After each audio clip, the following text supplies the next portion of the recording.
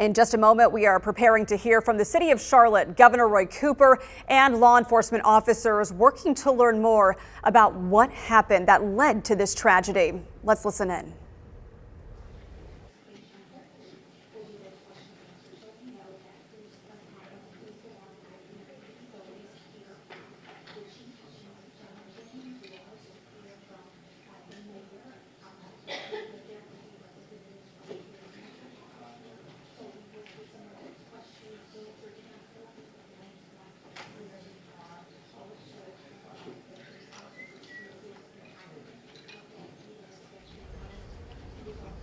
All right, it looks like the officers are entering now. We know we are expecting to hear from several top-level officials. A big question here is how and why did this all happen? We know this occurred yesterday as officers with the U.S. Marshals Fugitive Task Force were trying to serve a warrant to 39-year-old Terry Clark Hughes Jr. off of Galway Road, a very busy area of town not far from the plaza, when suddenly gunfire erupted and killed 3 of those U.S. Marshals with the task force and 1 Charlotte-Mecklenburg police officer who later died at the hospital. He was Joshua Iyer, a father and a husband. There was a really emotional procession last night as his colleagues lined the hospital and saluted the ambulance that had transported him to the medical examiner's office. An officer who went to work to do his job protecting and serving and never made it home to his family. Also working to learn more about the so far unidentified 4th officer with the U.S. Marshals Task Force. Looks like the governor and several officers and representatives are making their way to the stage. We see Josh Stein there as well. Let's listen in.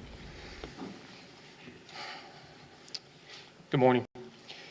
We're here today to provide an update on the event that occurred yesterday in East Charlotte, one that resulted in the loss of life for 4 law enforcement officers and left 4 additional officers with gunshot wound injuries. Words simply cannot express the impact of this event to the law enforcement and the first responder community. Before our speakers come to share with you today, I want to take just a moment to recap the events of the last nearly 24 hours. On Monday, April 29th, 2024, members of the United States Marshals Fugitive Task Force were attempting to serve an active felony warrant on a male in a home in the 5000 block of Galway Drive. During the encounter, the male discharged a firearm, striking multiple officers. These officers requested immediate assistance. As additional officers responded to help, the gunfire continued and more officers were struck. The male suspect exited the residence with a firearm and was shot by law enforcement officers in the front yard of the residence. In total, 8 law enforcement officers were struck by gunfire. These officers were rushed to area hospitals. 3 of the 4 injured task force officers were pronounced deceased at the hospital. On behalf of the entire Charlotte-Mecklenburg Police Department, our condolences go out to the Department of Adult Corrections and the United States Marshal Service. We grieve with you and our prayers are with you. One of the 4 injured CMPD officers, Officer Joshua Iyer, a 6-year veteran of the Charlotte-Mecklenburg Police Department, fought for his life for several hours before succumbing to his injuries yesterday evening. A law enforcement procession escorted Joshua to the medical examiner's office late last night. The investigation into this incident remains active and is being led by the CMPD Homicide Unit. Many details remain uncertain at this point. Our speakers this morning include Chief of Police, Charlotte-Mecklenburg Police Department, Johnny Jennings, Director of the United States Marshal Service, the Honorable Ronald Davis, Governor of the great state of North Carolina, the Honorable Roy Cooper, Attorney General of the great state of North Carolina, the Honorable Josh Stein, the Mayor of the City of Charlotte, Mayor Vi Lyles. We will take questions at the end of all of the speakers, so please hold them until then. First up, Chief Jennings. Thank you, Lieutenant. Obviously the past nearly 24 hours have been heavy. heavy on the Charlotte-Mecklenburg Police Department, the Marshal Service, but heavy on our community and heavy on our country. You know, we shared yesterday that there were a total of 8 officers shot while performing their duties yesterday to simply serve a warrant. Unfortunately, 4 of those officers succumbed to their injuries. I want to recognize all of those officers. The North Carolina Department of Adult Corrections, Samuel Pelosi. North Carolina Department of Adult Corrections, William Alden Elliott. CMPD Officer Joshua Iyer. And Deputy United States Marshal Thomas Weeks. Also, I mentioned the other officers that were injured and shot while performing their duties as well. I want to give an update on those officers and their names and how they're doing. Officer Chris Tolley is an 18-year veteran of the Charlotte-Mecklenburg Police Department in recruit class 149. He underwent surgery last night. He's still recovering in the hospital, but he is in stable condition. Officer Mike Giglio, a 3-year-old CMPD veteran and member of the recruit class 188. He was treated with a gunshot wound injury at the hospital and released yesterday. Officer Jack Blowers has been with CMPD for 1 year and a member of the recruit class 194. He was also treated with gunshot wound injuries and released yesterday. Officer Joshua Campbell, who was not shot but been with CMPD since 2020, a member of recruit class 186. He was treated for a broken foot and he was discharged this morning. I can't tell you how much I'm grateful for these officers and their heroic act. We saw what I mentioned yesterday, officers going into the line of fire to save their brothers in blue who have gone down in the act of trying to keep our community safe. To me, that's truly heroic.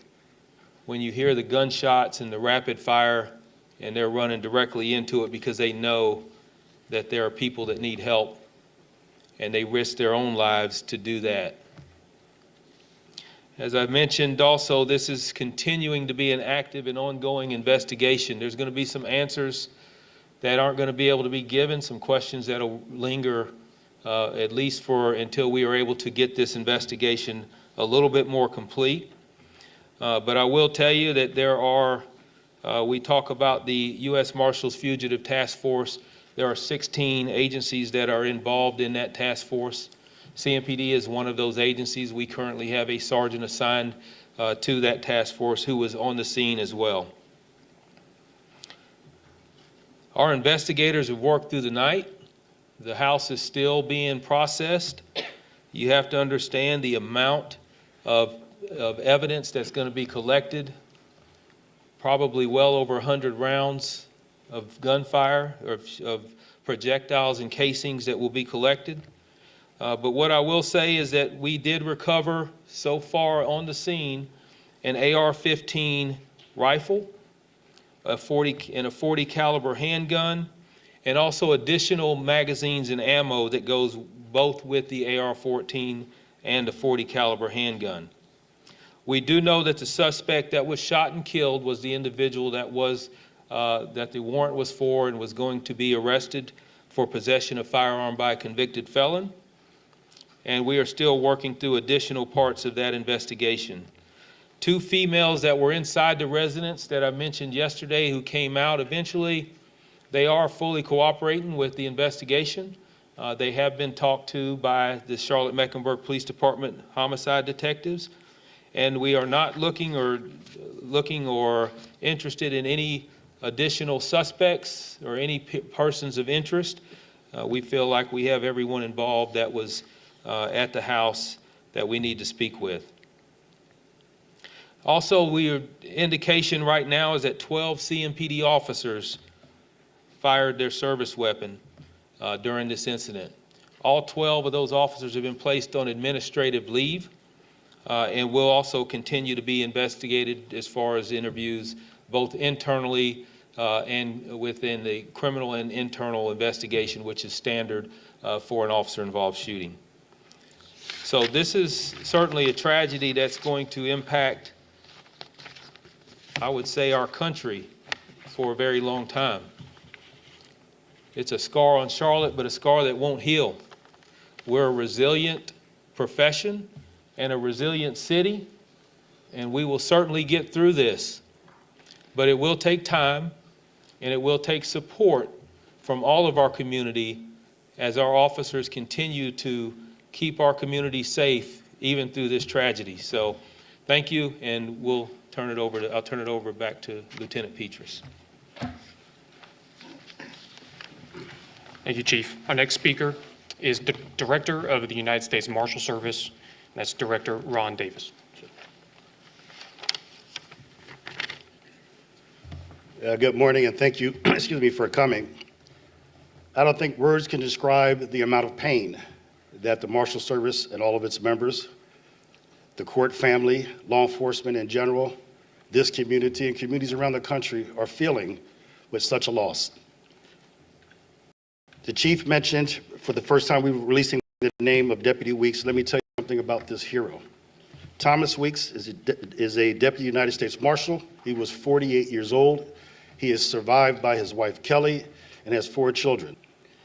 He was transferred to this district, the Western District of North Carolina, in 2018. So he served 6 years here, although he's been with the agency for some 13 years. We did send out a release with more information along with the photo for you.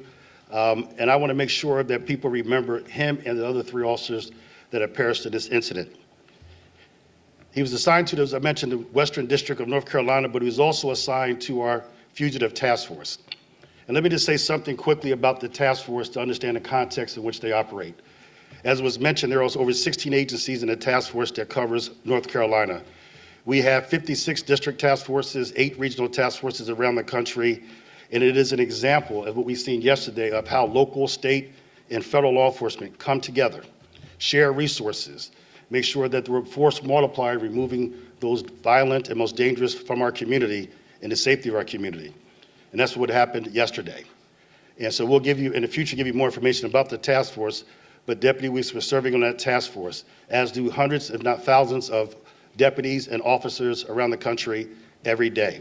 Even right now as we speak, there are thousands of deputies and task force officers serving our communities, trying to bring to justice those that are responsible for some of the most heinous crimes in our society.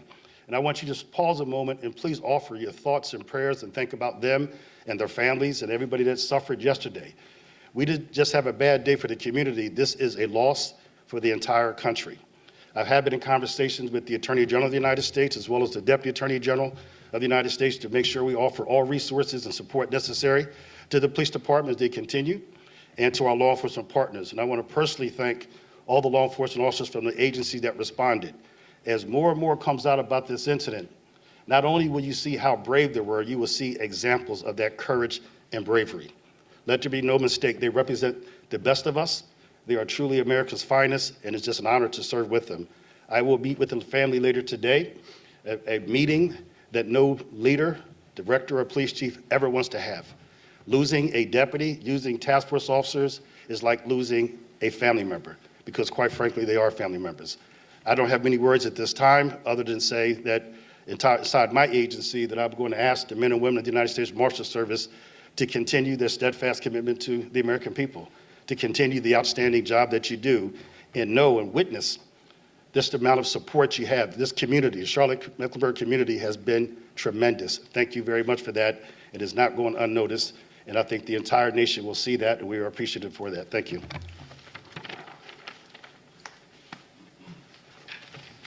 Mr. Director, thank you. Our next speaker is Governor, State of North Carolina, Governor Roy Cooper. Governor. Thank you, Lieutenant, Chief, Director, Attorney General, Mayor, fellow North Carolinians. I'm also joined here today with our Secretary of the Department of Public Safety, Eddie Buffalo, and our Secretary of the Department of Adult Correction, Todd Ishii. Yesterday, 8 families had to be told that their loved one had been shot in the line of duty.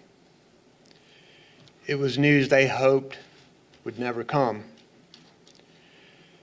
Tragically, 4 of those families have made the ultimate sacrifice.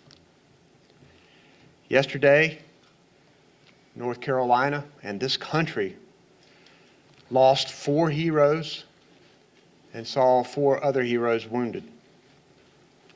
For these members of this U.S. Marshals Fugitive Task Force and the Charlotte-Mecklenburg Police on patrol who responded so quickly and so bravely when help was needed, dangerous assignments are part of the job, but they step up and do it anyway to protect our communities and protect our families.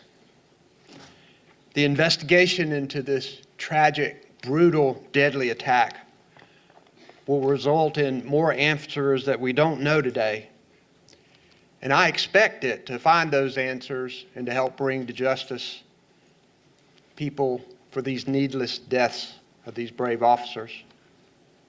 We can never, ever fill the void that they leave behind, and we can never fully thank them for what they do to keep us safe. But today, we can remember them and honor their lives, help their families, and support their fellow officers. Among those killed were 4 public servants. 2 of them were state employees, task force members with the Department of Adult Correction, Sam Pelosi and Alden Elliott, U.S. Marshal Thomas Weeks, and Charlotte-Mecklenburg Police Officer Joshua Ayers. Those who died were dedicated to this work, and we're grateful for their bravery and courage. Yesterday, I met with some of the fellow officers and heard stories about these officers who lost their lives. They were good ones, people that you could trust, people who you could count on, and people who would risk their lives. And at the hospital, I also met with some of the families of those killed in the line of duty, and I met one of the wounded officers. What I told them was that the people of North Carolina are grateful for their sacrifice.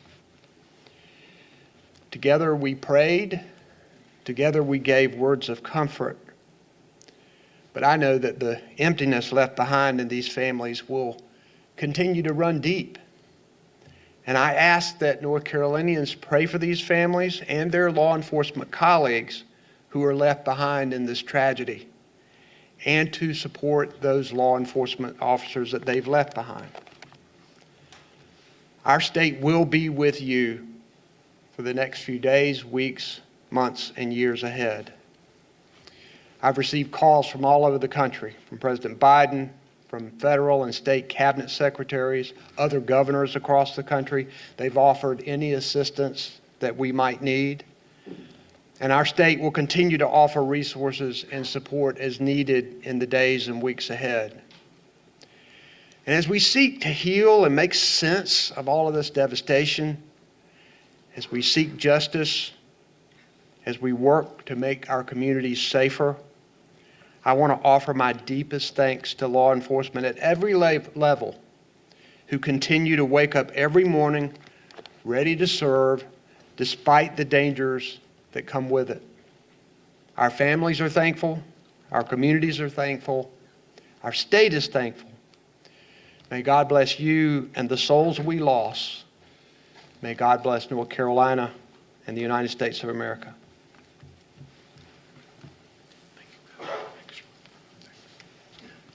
Thank you, Mr. Governor. Next speaker is the Attorney General for the state of North Carolina, the Honorable Joshua Stein. Thank you, Lieutenant. Good morning, everyone. Chief Jennings, thank you for convening us to honor these fallen officers. Governor Cooper, thank you for your moving words. U.S. Marshal Director Davis, Mayor Lyles, thank you all for your leadership in this exceptionally trying time. Today is a day of heartbreak in North Carolina. 4 peace officers were killed in the line of duty yesterday and 4 more wounded. CMPD officer Joshua Ayers, Deputy Marshal Thomas Weeks, and 2 task force officers from the Department of Adult Corrections, Officers Sam Pelosi and Alden Elliott. Although our words are insufficient, We offer our most sincere gratitude for their selfless service, and we mourn their ultimate sacrifice. As we honor these officers, local, state, and federal, we also honor their families, who've now been forced to pay a heavy toll as well. We ask our peace officers to do something that is awe-inspiring, to run into the face of danger that every human urge is telling them to flee. But they do it to keep us safe. They engage the public. They patrol, they investigate, and they make arrests so that our kids can learn safely at school, play safely in the neighborhood, and sleep safely in their homes. But to serve and protect can come with fatal consequences, as we were tragically reminded yesterday here in Charlotte. The people of Charlotte have suffered an immeasurable loss. But I know Charlotte and all of North Carolina is full of the kind of people who will rally and take care of each other. So even though this city is mourning and in pain today, I'm certain that this community will not only come together to support each other, but to surround the families and friends and colleagues of these officers with the love that they need and deserve. The people of Charlotte are strong and will rise to the occasion. Thank you all. May God bless each of you. Embrace the families of the 4 murdered officers and heal the 4 who were injured. Thank you. Thank you, Mr. Attorney General. Our next speaker and final speaker is our very own Mayor Vi Lyles, Mayor of the City of Charlotte.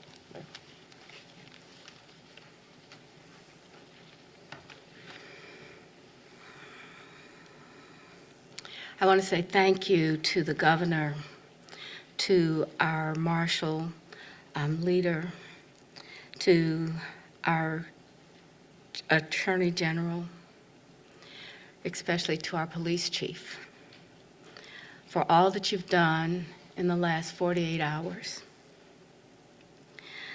I want to thank each of you for coming out here today. I think you'll hear words that are important for us to heal. We're grateful that you have the presence here. I hope that everyone has an opportunity to tell a story that will connect us together again. To the men and women in law enforcement, we acknowledge your bravery, your commitment, your willingness to stand where others will not. To our healthcare providers, you did all that was possible, and we're grateful for that, that you're able to keep watch over those that are still in your care, and for those that had to take that journey home. We're really grateful. If you had to stand in Atrium and Novant and see the kinds of things that these doctors were reaching out to do, you would be grateful as a community. I am grateful as your mayor. I want you to know that as we escorted Officer Eileen out, that the healthcare individual stood beside the wall. There were as many tears as you could imagine from the healthcare providers as it was for our officers, for the people that really understand and know this. I think that the healthcare providers were exceptional in their commitment to all of us.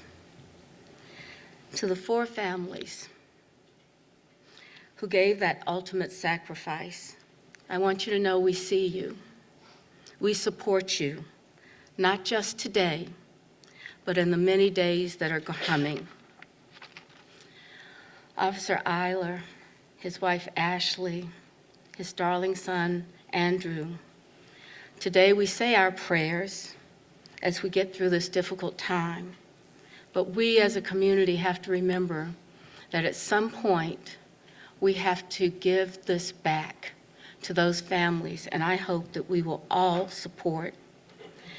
I want you to know that the President Biden did contact me last night to be sure that he wanted us to know that he cares about the people in this community especially those that are no longer with us. I want to thank the mayors across this country for the texts. I've seen flowers laid at the police department's front door. I've seen words spoken that bring to all of us a sense of peace. I know that this community will continue to believe in the good, and there'll be many ways to express what we care about, especially our police and law enforcement officers. But I ask every one of you individually, let's just take a moment of silence right now and think about how we can believe in what's good, how we can believe and support those families that will need us so much in the future.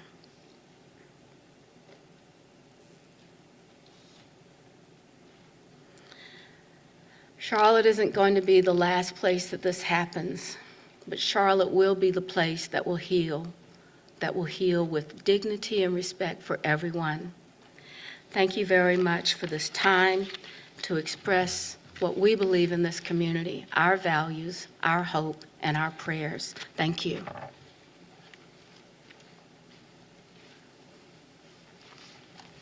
Thank you, Mayor. That does conclude all of the prepared remarks. Our speakers, all of them are available for questions. I do ask that you identify who your question is for as you. If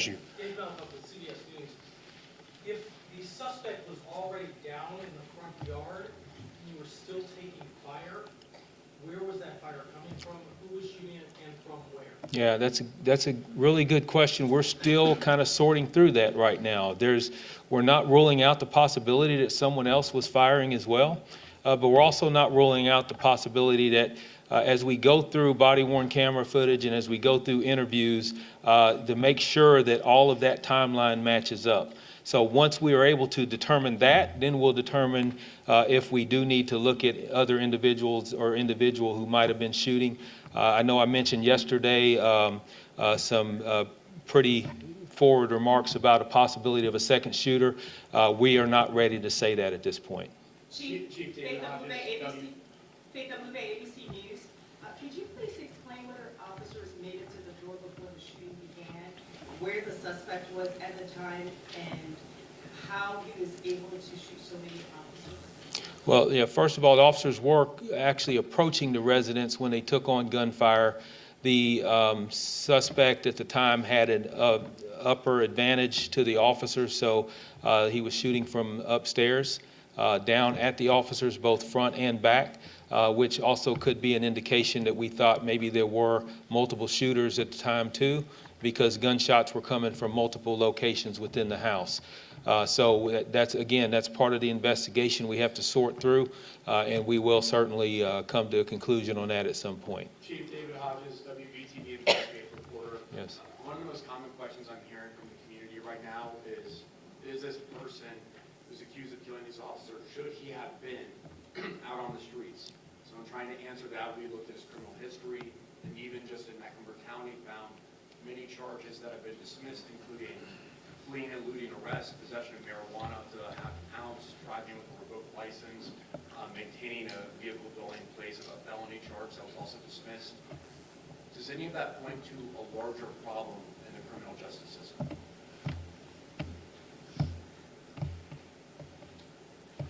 Well, let me say this. I know this individual did serve a significant amount of time in jail and had been released, but I can give you hundreds of examples of people that I feel like should not be out preying upon our citizens. And I've been pretty vocal about that, particularly with juveniles. What I'll say is that our system is not completely the where it needs to be, but we also have so many people involved. I really think we're overwhelmed. We're overwhelmed in the court system. Our district attorney is overwhelmed with the docket that we see within Charlotte-Mecklenburg. And I don't have an answer for that, but what I can tell you is that I am focused on holding people accountable for the crimes that they commit and making sure that accountability is appropriate. And whether that means incarceration, whether that means probation, or whether that means something as simple as a fine. But I firmly believe that we should be held accountable for crimes that we commit. Denise Price with ABC 11, can you describe the relationship of those two females with the suspect? I'm not sure I want to release that right now, but that'll be coming out at some point. I know there was a relationship. They were in the house voluntarily, and one was an older female.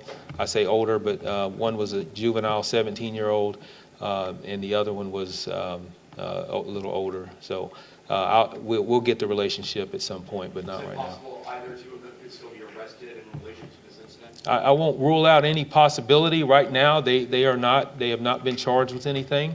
They are cooperating with the investigation, but at this point, we're not charging them with any crime at this point. Chief, do any of the officers? Evan Labor, News Nation here. Quick question for you. You mentioned earlier about the gun that the suspect was using. You said that it was automatic. Did you mean fully automatic or semi-automatic? And then secondly, can you give us some context to how the task force approached the home? Did they go in as a tactical unit or with a tactical unit? And is that something that will be reviewed? Were they outgunned? Did they need to go in with more based on this person's criminal history? Well, first of all, it wasn't a fully automatic weapon that was used, and the officers the task force officers. I'll just say this: they are probably some of the best trained out there. The U.S. Marshals Service in Charlotte has a tremendous training facility, and they have access to train whenever they need to train, and they do train on their approach. So they are tactical in their approach. So I don't know specifically how they approached that residence. I do know that they were going in from the front, and that's about all I can tell you. Is that's when the gunshots rang out and started. So, if you want to, yes. I'm sorry, before the next question, to also add to that, we provide significant training to all of our task force deputies and task force officers. And in fact, we have refined that training and developed it in 2011 based on another tragic year in which 10 deputy U.S. Marshals and task force officers were killed. So every task force officer, every deputy United States Marshal gets what we call high-risk fugitive apprehension training. But like any agency, will always take a look, and we will review this incident to see what there's lessons learned, what can be done. We are always striving to find ways to reduce deadly encounters and save lives, so we will definitely take a look. Thank you. Chief, were any of the officers hit by friendly fire? What kind of resources? Sir, let's go right Which- here. Yes. Daniel Pierce from Queen City News. Gotta ask, with this investigation, how many additional homes were hit by gunfire, and how many additional homes did CMP and other law enforcement officers occupy as you were taking fire from this suspect? And how do you determine how to keep those families safe while you're actively engaging in other suspects? Yeah, safety of the other surrounding areas and residents, particularly if you're dealing, say, with an apartment complex, that's one of the first and foremost things that we want to ensure is that everyone is safe, that all innocent parties are safe. So we do have evacuation plans that we can get people out. I do know that we did occupy a few residents while we were out on the scene. I can't tell you what that looked like right now. It's still very early. Again, it's as far as I know, I have not heard of any other residents that were hit with gunfire during this exchange. I'm not saying that that's the case, but that's not been relayed to me. And to answer your question on the friendly fire, there's no indication right now that there was any no one was succumbed to based on friendly fire. Chief Jennings, Yes. Brett Jensen, WBT News. Hey, Brett. Curious, in terms of, you've been chief with other officers that have died and also an Yes. officer when others have died. How is this one different from maybe the other ones that you've had to deal with? Probably the most difficult. All of them are difficult.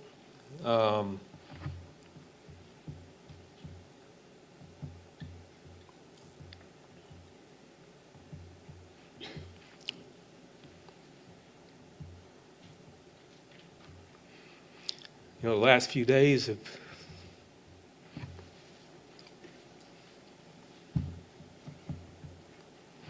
just been very tough.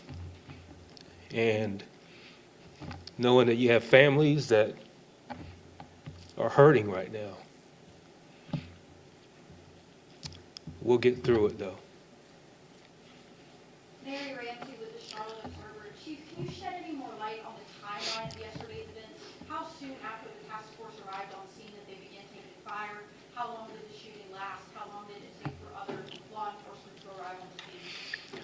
Well, I can say that, you know, because we did have a sergeant on the scene that was part of the task force, that sergeant was able to immediately get on the radio and call for help.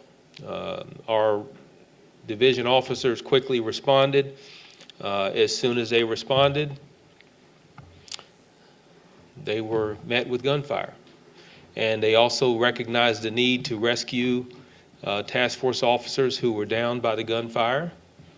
And then as they were trying to do that rescue, we had 4 officers shot as a result. Chief, you're sitting here with a lot of courage and trying to be strong. What are you doing to help cope with this? Because clearly, in your 30 years, you've never seen anything like this, not only for you, but your whole staff, the other departments, all the way up to the U.S. Marshals. How are you going to plan? What are you doing in the next few moments to cope with this? Because clearly, this is really taking a toll on everybody. It is. Let me say too that, you know, just as the mayor talked about the support she's heard from across the country and Canada, and same for me. I appreciate so many text messages and emails that obviously I'm not able to get back to all of them, but phone calls that have come in, that just the support with my peers in other major cities, police chiefs in Canada. I'm just overwhelmed by the support there. What you see behind me, the support, you know, for all of these very important people to come in and stand beside me and our department and our city. And that just means so much, and that's what keeps us going. And that's what it's all about. That's what Charlotte is all about, and that's who we are. Chief, Alex Giles, I'm sorry, I'm going to speak for the Marshal Service as well. Unfortunately, we've been through some of these critical incidents before, some of these tragedies. So the United States Marshal Service has a critical incident response team that we call CERT. They have been deployed because you're right. It is, while we're worrying about others, while we are trying to take care of the community and the community is trying to take care of us, sometimes we don't take care of ourselves. And so the wellness of all of our staffs is very critical. And so we must now invest. The healing is going to be long, it's going to be tough, but I think if we stay together, we can get through this and heal and come stronger as a profession and as a community. So I would implore any officer, local, state, or federal, that if you need assistance, it's okay not to be okay, and make sure that you ask. And I would think we should just keep repeating that, and repeating that is always the goal of any leader of the agency, never to have this discussion, but to prepare for it. And equally important is to prepare that our people can have a safe, healthy career, and so that they can retire in good shape, both emotionally and physically. So thank you for that question. Sometimes it goes unnoticed, but I appreciate that it did not, and that we are totally committed to making sure we take care of our people. Chief, Officer Iyer's reputation within the department. Anything more you can tell us today about what he was known for, what kind of officer he was, what kind of community guy he was? Yeah, absolutely. Thank you for that. You know, I mentioned Officer Iyer was just a few weeks ago. I'm shaking his hand, congratulating him for being Officer of the Month in our command center. And that's because of his work in the community, because of his work to getting guns off the street, and because of how he responds to his cases and how he treats people. And, you know, he's going to be sorely missed in this law enforcement community. And he was one of the ones that the kind of officer you want on your team. And as he demonstrated yesterday, he's the kind of officer you want to respond when you need help. He was rushing in to help a task force officer when he was taken on by gunfire. And then he finds himself from being the rescuer to needing rescue himself.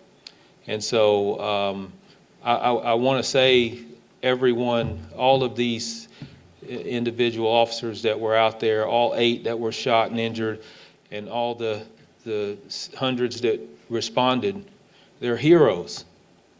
They're heroes because they face dangers that most humans should not have to face.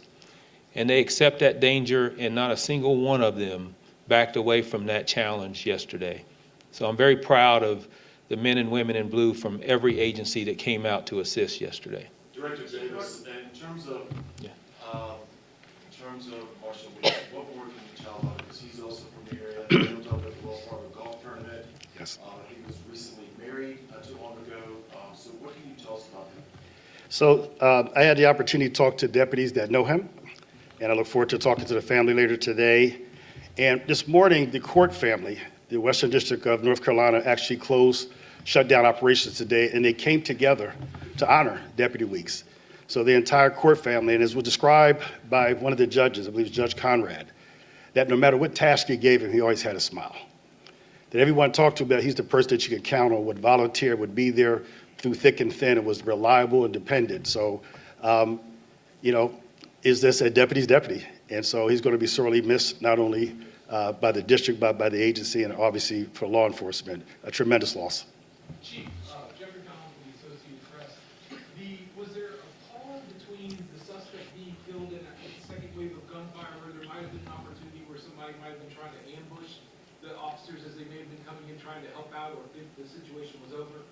Yeah, and that what you're talking about on that pause is very difficult to kind of sort through right now as we go through the body-worn camera footage and all that to see when the suppression of gunfire was taking place.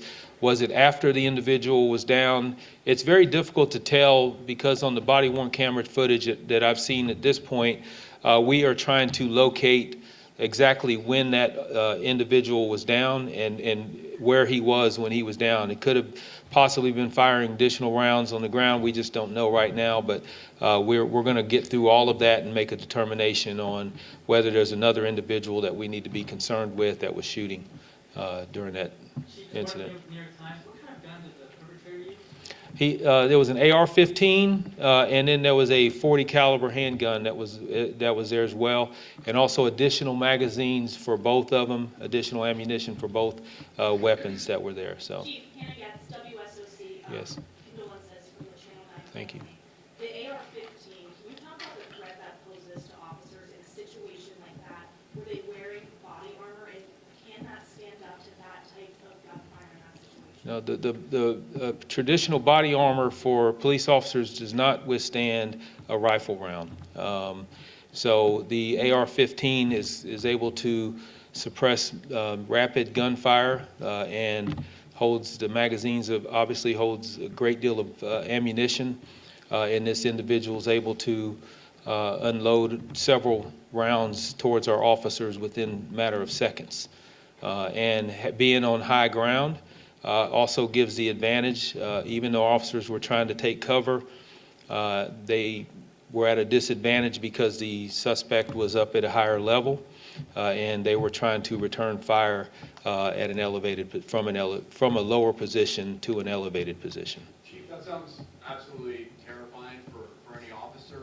I'm wondering if you could give us more details about how they approach and how much time passed from them arriving on scene to the gunfire erupting. I don't have a timeline to give you right now. We'll be putting together a timeline on exactly pinpointing when they arrived, when the first shots were relayed over the radio that they needed assistance. But a lot of that information I just don't have for you right now to tell you how they approached it and how quickly. I do know that they were immediately met with gunfire, and there's indication that the suspects saw them coming to the house prior to them getting to the front door.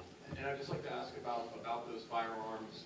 I mean, this is something everyone up here has talked about previously, but any idea of how he procured those, where they came from? Obviously, if he was a felon, he was them illegally. And I'd like to open up the question larger to everyone who's standing here. Yeah, I'd be willing to turn it over, but I will say that we are looking at the how he acquired the gun, we will be, or all of the guns.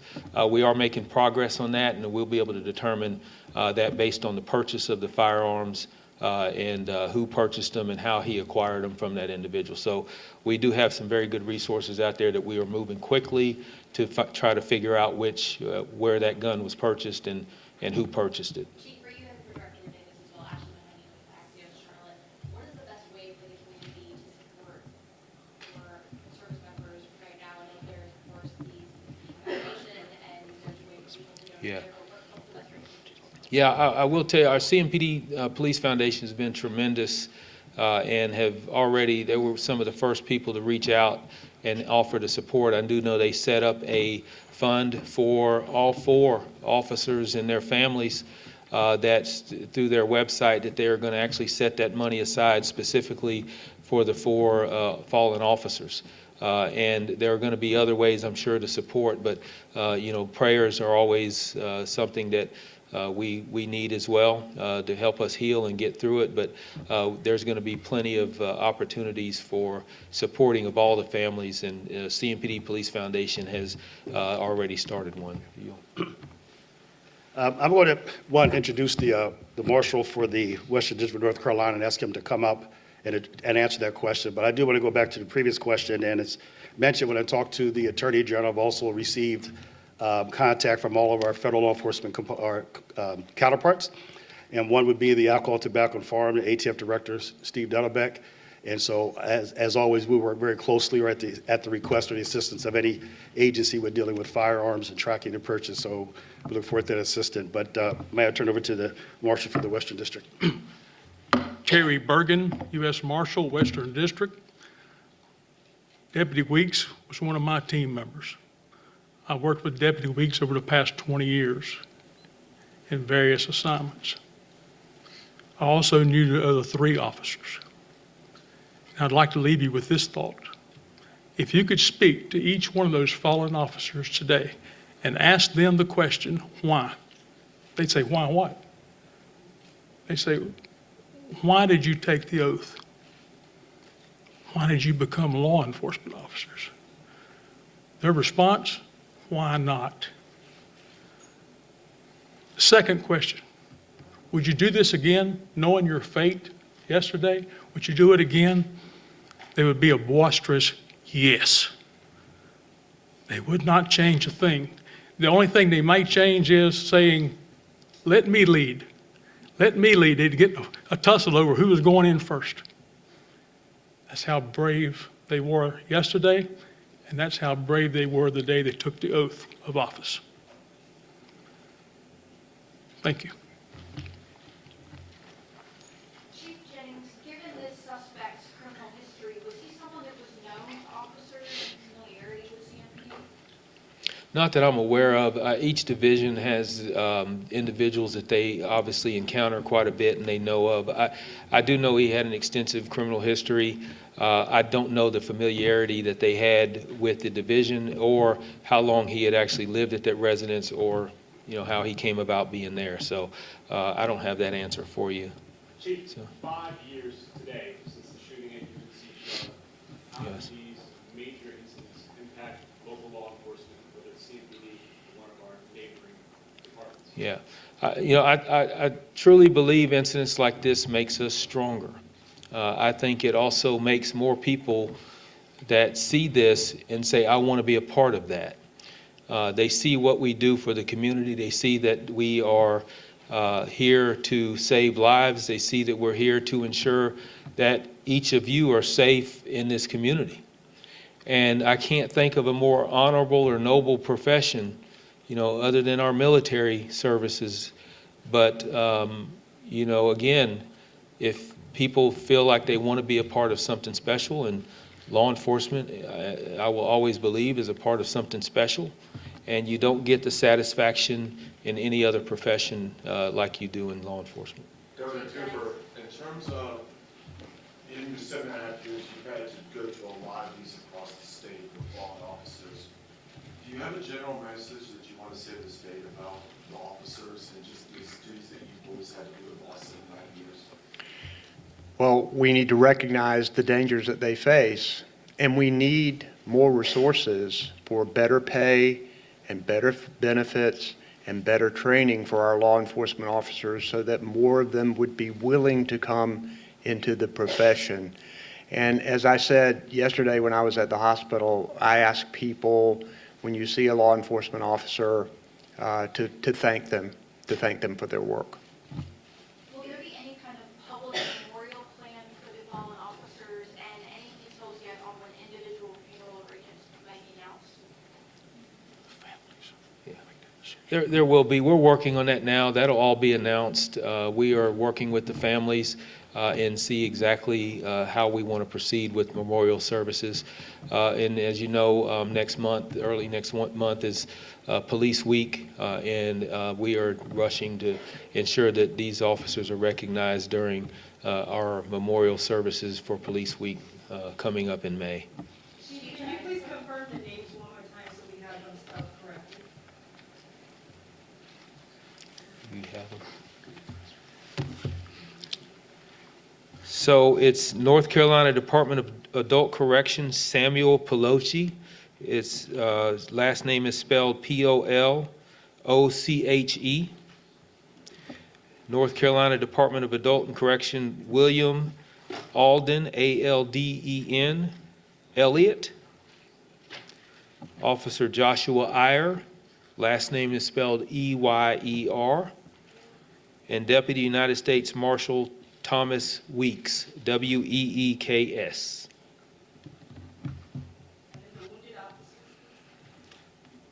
Wounded Officer Christopher Tolley, T-O-L-L-E-Y.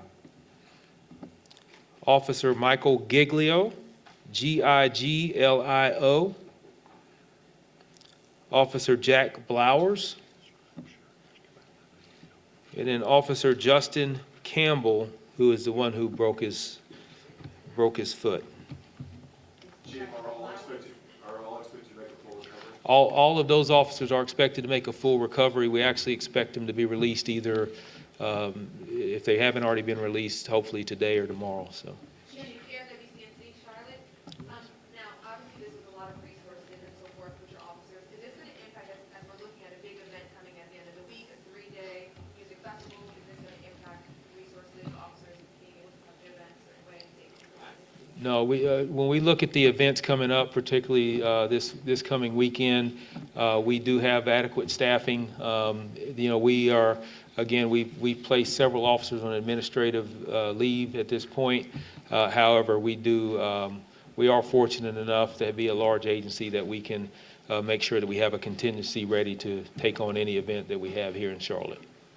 Chief, there's no confirmation yet, or I guess guarantee that the 2 females were also involved in the shooting. You're still investigating that part, right, just to clarify? We're going to keep all of that open as related to anybody, any opportunity, any ideas or thoughts of another shooter or not another shooter. The evidence is going to play out on that, and we just have to sort through that. Again, there's so much to go through at the House that we're going to be there for quite a while. But as soon as we're able to figure out if there was another shooter or not, we will certainly relay that. Chief Jennings, for Computer Spectrum News 1. Yes. First of all, I've interviewed with you a lot, and I'm Yes. so sorry for your loss. Thank you. And the entire department. Second of all, there's a lot of information that's going back and forth, and we just want to clarify. The armored vehicle that was there, did it crash into one of the homes during this, or is that something that is totally unrelated? Not that I'm aware. I haven't seen that. I watched several footage of video footage yesterday. If it did, I'm not aware of it. I know it did go over a fence to go and rescue officers, but I'm not sure if it crashed into anything or not. Chief, we saw, handing out WSOC, we saw a man on crutches entering headquarters this morning. Is that one of the injured officers already going back to headquarters this morning?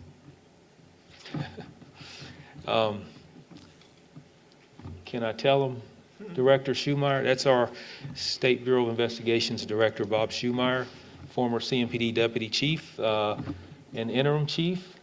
He wasn't shot. He just was playing basketball or something. I'm not sure. He's recovering from surgery, though. He's well. He's well.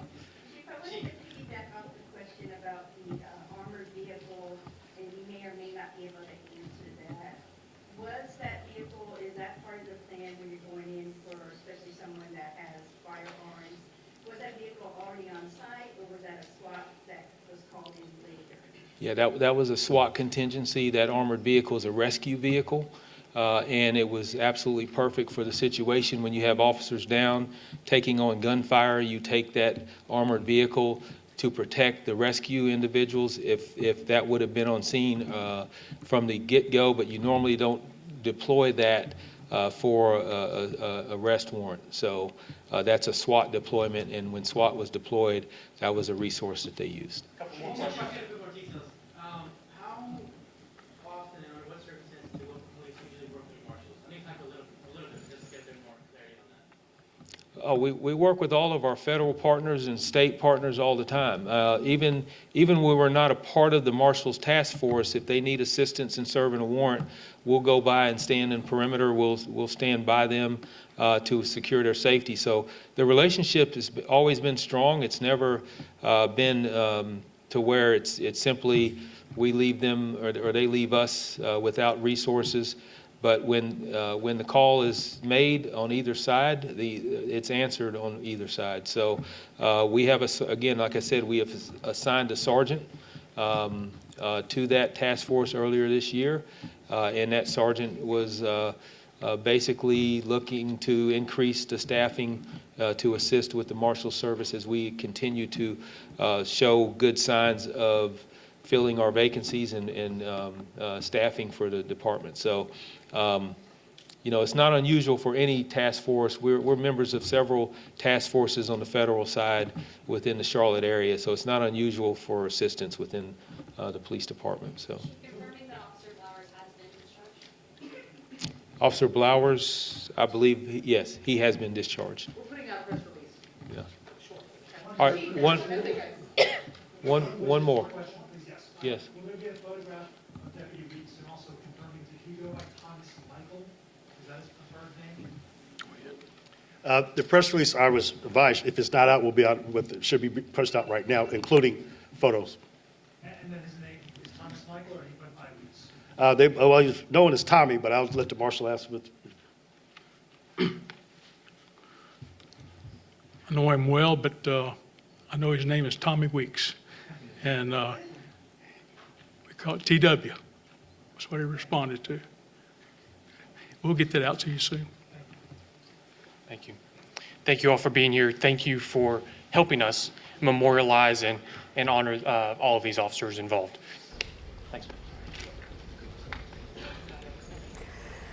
We learned a lot of new information in that emotional news conference with Charlotte leaders about the absolute tragedy that unfolded yesterday. We'll start with some new information, most importantly about these four heroes. We've learned new details about the fourth agent who previously had been unidentified. His name is Deputy U.S. Marshal Thomas Weeks. He is a husband and he is a father of 4 children. His boss credited his extreme bravery in responding to this active scene yesterday. We know the other 3 agents who died are 2 U.S. Marshals Fugitive Task Force Department of Corrections officers, Samuel Pelocci and Alden Elliott. And we know the Charlotte-Mecklenburg police officer who died was Joshua Iyer, also a husband and father. It was his procession you might have seen on social media last night, going from the hospital back to the medical examiner's office. A show of support as there was not a dry eye in that lineup saluting a hero. We know one of the 4 officers injured who went to the hospital initially is stable as of last check. 3 others were treated and released, so that is new information we just learned out of this news conference. The officer who is still recovering from surgery is Officer Chris Tolley, an 18-year veteran with the force. This is an ongoing active investigation. The police chief, Johnny Jennings, made that extremely clear. There is a lot to still uncover at the house on Galway Drive where this happened. We learned that of the evidence being collected, there are shell casings from more than 100 rounds of gunfire. We've learned there were 2 weapons likely involved by this single shooter who was not supposed to have a weapon as a convicted felon. They recovered an AR-15 rifle, which the chief said was fully automatic. They also recovered a .40 caliber handgun and additional magazines and ammo that went along with both weapons. Now, a big question about all of this was there a second shooter? At this point, there was only one suspect. 2 women in the house were taken in for questioning. They are a 17-year-old and an older woman. The chief would not confirm their relation. He said that there could be a second shooter, but they're no longer certain of that. There were initial reports, as you might have recalled, that said once the suspect was down in the front lawn, having taken on fire from the officers, that there was more gunfire than coming at the officers who responded to assist with the initial situation.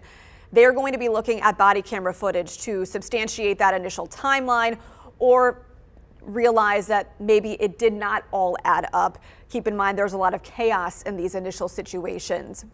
We are going to check in live now with our Lauren Coleman, who also listened to that entire news conference and has been getting the feel of the day outside Charlotte-Mecklenburg Police Headquarters. Lauren.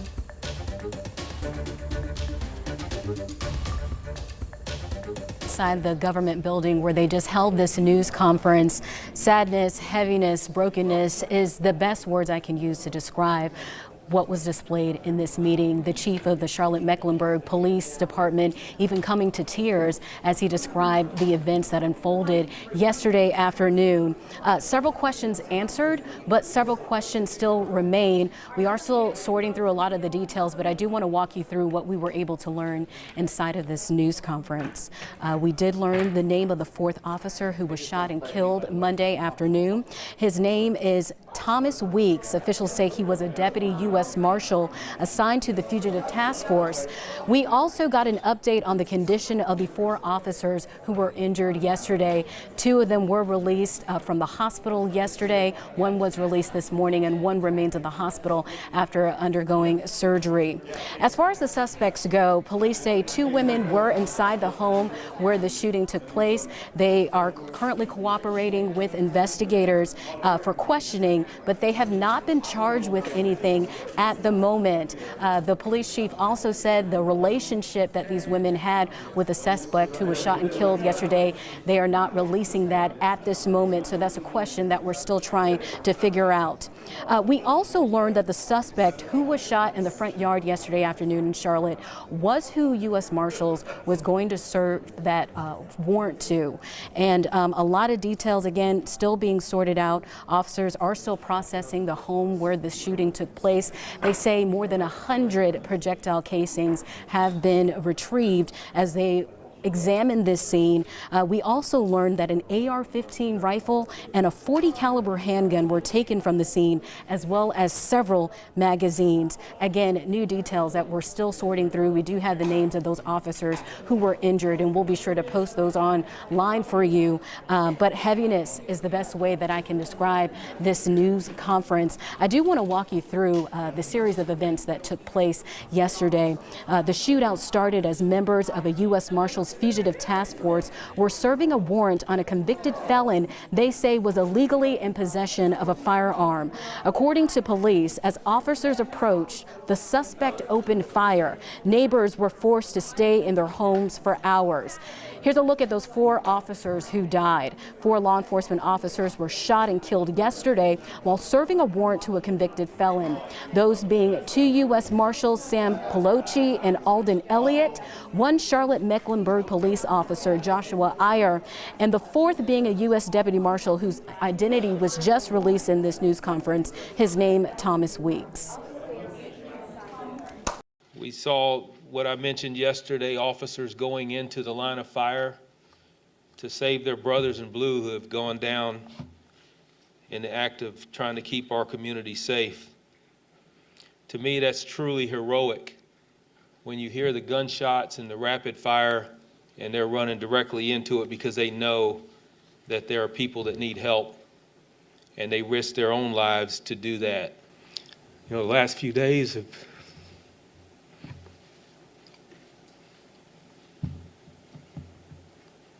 it's just been very tough. And knowing that you have families that are hurting right now. We'll get through it though. Once again, a very sad day here in the city of Charlotte. The governor coming to speak here at this news conference, as well as the mayor of Charlotte saying we will continue to work together, pour in support and uplift this community as investigators continue to dig through the events that unfolded. This is a developing story that we will certainly stay on top of in the coming days. For the latest updates, both on air and online, and you can download our free WFNY News 2 app. For now, I'm reporting live in downtown Charlotte. Lauren Coleman, WFNY News 2.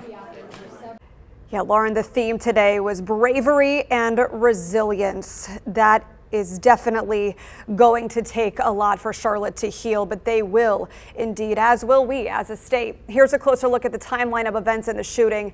First, the shooting started, as Lauren said, at 1:30 while U.S. Marshals were serving a warrant. By 2:08, an ambulance transported multiple officers to the hospital. Charlotte police later cleared the house where the shooting happened just before 5, and then later confirmed the deaths of 3 officers. Charlotte-Mecklenburg officer Joshua Iyer died later in the night after fighting for his life. Pronounced dead on arrival were North Carolina Corrections officers Brian Pelosi and Alden Elliott with the U.S. Marshals Fugitive Task Force, and Deputy U.S. Marshal Thomas Weeks, also with the U.S. Marshals Fugitive Task Force. Well, the task force was attempting to serve multiple warrants against 39-year-old Terry Clark Hughes Jr. when they were met with gunfire. Court records show Hughes Jr. had a lengthy criminal record in North Carolina. He was arrested in June 2012 after a high-speed chase in Alamance County. He also has arrests related to drugs and illegal gun charges. This is just the beginning of our ongoing coverage. A lot of new information, but still unanswered questions. Stay with us on all of our social media platforms for the latest information as soon as it develops. Well, let's begin our weather segment by taking a live look of Danville, Virginia. Yeah, looking really, really good as we take a look at the Dan River there. Notice the cumulus clouds. We've been seeing clouds increase in Danville and southern Virginia, and over the past few hours right here in the immediate triad as well. Now, earlier this morning on the Good Morning Show, we were looking at this big batch of rain showers and some heavy downpours over eastern Kentucky and eastern Tennessee. As promised, they have weakened considerably moving into western North Carolina. This batch may produce a sprinkle or an isolated shower this afternoon. We think more isolated showers and isolated storms after 4 o'clock up until about 9 or 10 o'clock this evening, but they'll be isolated at best. Temperatures have warmed up generally into the 70s. We're not going to have any problems making it to 80 today. After a shower this evening, partly cloudy later tonight and near 60. 7-day coming up. A crime alert right now. A man accused of setting up a camera in a church bathroom is now behind bars.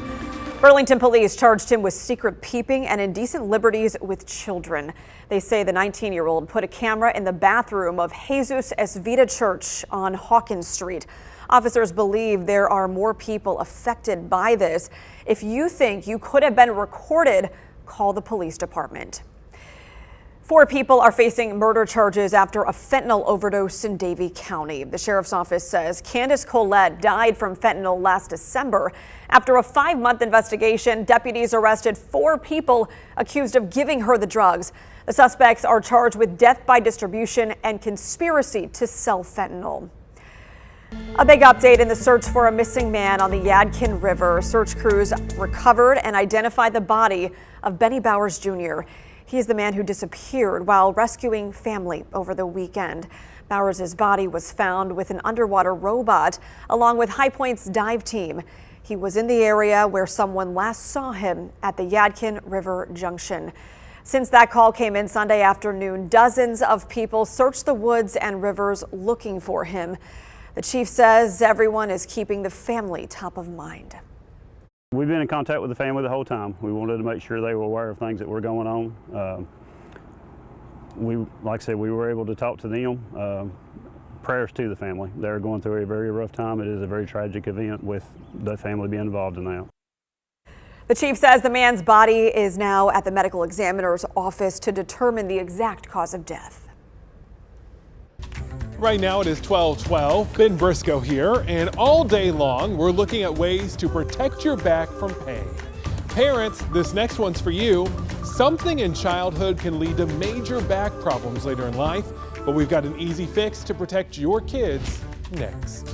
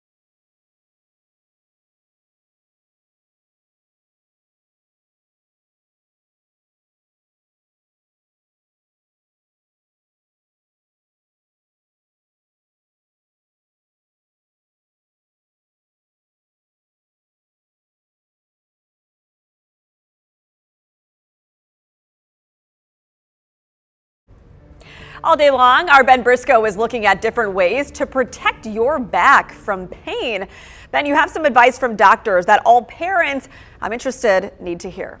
So Megan, according to the National Institute of Neurological Disorders, people who suffer back pain get their first major attack right here, sometime between their 30s and their 50s.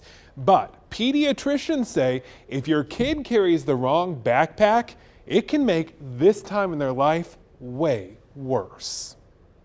Dr. R.J. Turner is a sports medicine physician. I mean, you know, we tend to fall into making sure we have a backpack big enough to carry as much as we can. I mean, with lunchbox, books, supplies. But the issue with that is you fill the backpack up. He says a child's backpack should never be more than 20% of their weight. So if your kid is 50 pounds, that means their backpack should be 10 pounds or lighter. If you notice that your kid's leaning forward or backwards and there's not like really a good solution in terms of taking some of the weight out of the backpack, the best thing to do is just get a smaller backpack. He also recommends backpacks with 2 straps that are padded so the weight is evenly distributed. These same tips apply even in school districts that require clear backpacks. Dr. Turner says it's important to think about these things now. And really, ultimately, it develops bad posture. When you have bad posture, you're going to limit the amount that a child can grow and things like that. Because simple changes could make a big difference in preventing chronic back pain when your young kids are older. Now, doctors say to also pack the heaviest items closest towards your back. That helps the kids stand up straighter. We're going to continue looking for back pain solutions on WFMY News 2. Looking at a procedure tonight that's a major surgery but has a big success rate. That's at 11. And then at 5 o'clock, can you burn off your nerves so you no longer feel pain?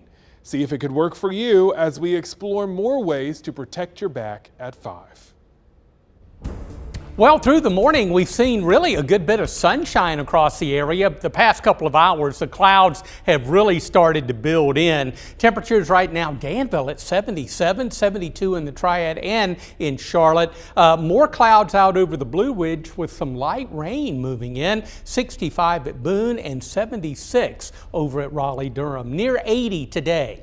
All that's left of the showers and thunder and lightning and heavy downpours over eastern Kentucky and eastern Tennessee earlier this morning is this batch that's moving into the mountains. It continues to weaken, so nothing more than maybe a few sprinkles as this moves through the area over the next 2 or 3 hours. But I think after about 4 o'clock today, up until about 9 or 10 o'clock this evening, an isolated shower or thunderstorm. We are not in the severe weather outlook. These are just going to be generally non-severe storms, but maybe some heavy downpours and gusty winds and some frequent lightning associated with those.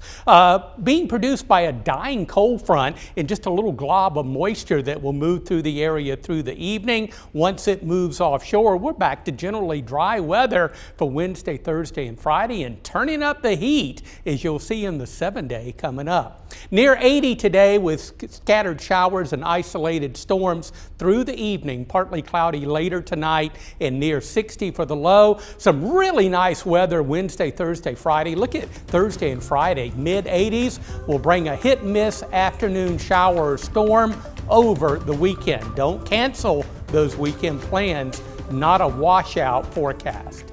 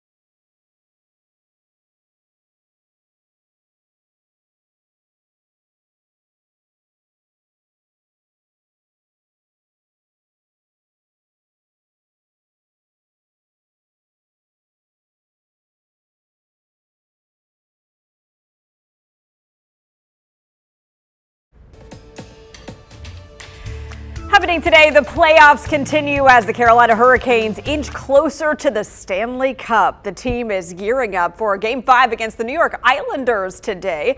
Right now, the team is in the lead of the first round of the playoff series, 3-1. We caught up with the Hurricanes ahead of the big matchup tonight.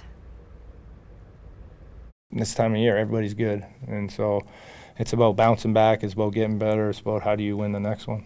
every game you play in the playoffs, you want to win. So tomorrow night we're going to the game, putting our best foot forward, bringing everything we got to win that game, and our sole mindset is to come out winning that game. If the Canes are able to close out the series tonight, it'll earn them a second-round matchup against the New York Rangers.